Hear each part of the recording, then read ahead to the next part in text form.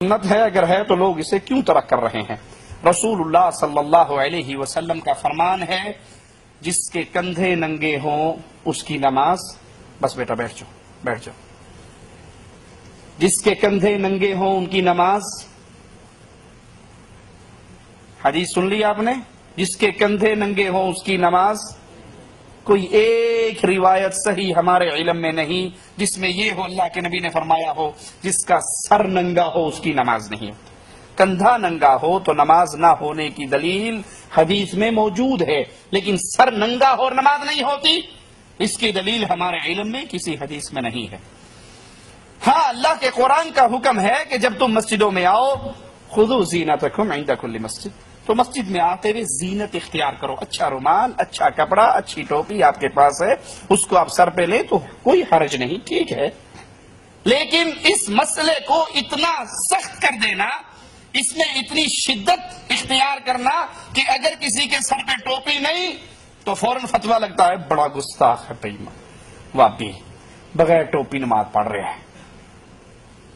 اسی بغیر ٹوپی نماز پڑھنے والے کا منہ اگر دیکھو، ٹھیک ہے، تو وہ کلین شیو، ابھی ابھی حمام سے نکل کے بہترین سرخی پاؤڈر لگا کے نائی کے تیار ہو کر آیا ہے، کوئی نہیں کہے گا دیکھو یہ اللہ کے نبی کی سنت کو بھی شیو کر کے آیا، کسی کو دکھ نہیں ہوگا۔ لیکن سر پہ اگر ٹوپی نہیں ہوگی تو ہر کوئی کہے گا بڑا گستاخ ہے، بغیر ٹوپی کے نماز پڑھ رہا ہے، اور یہ بغیر داڑھی کے نماز پڑھ رہا ہے، وہ کوئی مسئلہ نہیں، ٹھیک ہے۔ تو یاد کر لیجئے، یہ جو حیثیت ٹوپی کی بنا دی گئی ہے، اس کی شریعت میں کوئی حکم نہیں، کوئی اجازت نہیں، کوئی معاملہ نہیں، یہ بنی بنائی باتیں ہیں، میڈ ان انڈیا پاکستان مسئلہ۔ اس ٹوپی کی بنیاد پر مسلمانوں کو کارٹون بنا دیا جاتا ہے۔ آپ نے اکثر انڈیا پاکستان کی مسجدوں میں دیکھا ہوگا، دروازے کے ساتھ ہی ایک ٹوکری پڑی ہوتی ہے جس میں پلاسٹک کے چھکو رہتے ہیں۔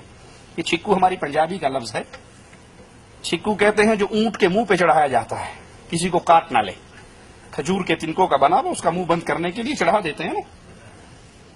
اب وہ اس طرح کے گول گول چھکو کہیں، اب چائنا کا چونکہ ترقی کا دور چل رہا ہے، چائنا نے پلاسٹک کی بنا کے مسلمانوں کو بھیج دی ہیں، تو کھجور والی ختم ہو رہی ہیں، پلاسٹک والی اس کی جگہ لے رہی ہیں۔ جو مسجد کے اندر بغیر ٹوپی کے اندر آتا ہے، ایک آدمی اٹھتا ہے، ٹوپی وہ پلاسٹک کی اٹھا کر چھکو اس کے سر پہ چڑھا دیتا ہے اور کہتے ہیں یہ جو اس کے بغیر نماز پڑھے گا وہ گستاخ۔ اچھا بھائی، یہ جو کارٹون بنایا ہے آپ نے اس بیچارے کو، وہ کھجور کے تنکوں کا ہو یا پلاسٹک کا ہو، یہ صبح آفس جاتے ہوئے آپ یہ ٹوپی پہنو گے، بازار جاتے ہوئے یہ ٹوپی پہنو گے، شادی پہ جاتے ہوئے ٹوپی پہنو گے، کہیں اور جاتے ہوئے یہ کام کرو گے؟ نہیں کرو گے۔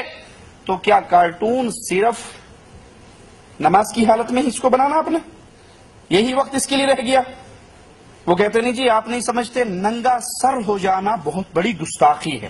اگر سر ننگا کرنا گستاخی ہے تو جب مسلمان عمرے اور حج کے لیے آتے ہیں سب کے سر ننگے ہوتے ہیں یا نہیں؟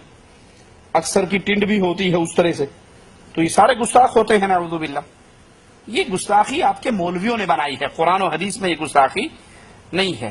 اچھا، جن کا یہ دعویٰ ہے کہ بغیر ٹوپی نماز پڑھنے والے، سر ننگا کرنے والے گستاخ ہیں، ان کے چہرے کی دوسری تصویر دیکھی جائے، دوسرا رخ دیکھا جائے، تو ایسے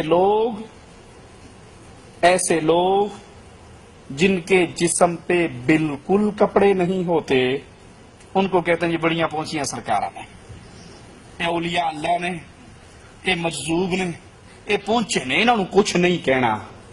انڈیا پاکستان کی سڑکوں کے کنارے پہ چل رہے ہوتے ہیں نا، لمبی لمبی مونچھیں، بڑے بڑے بال، نہ طہارت نہ استنجا نہ غسل، تو کیا کہتے ہیں بڑی پہنچی سرکار ہے، انہوں کچھ نہ کیا جائے۔ تو واقعی وہ پہنچی بھی سرکار ہے، بس آخری دھکے کی ضرورت ہے اور سیدھا اندر جائے گا۔ بھائی، اگر پورا جسم ننگا کرنے سے ولایت مل جاتی ہے تو سر ننگا کرنے سے کو 25% تو ولایت اس کو بھی ملنی چاہیے نا، اس کو گستاخ کیوں کہتے ہیں؟ یہ سب ڈرامہ ہے جو لوگوں نے بنایا۔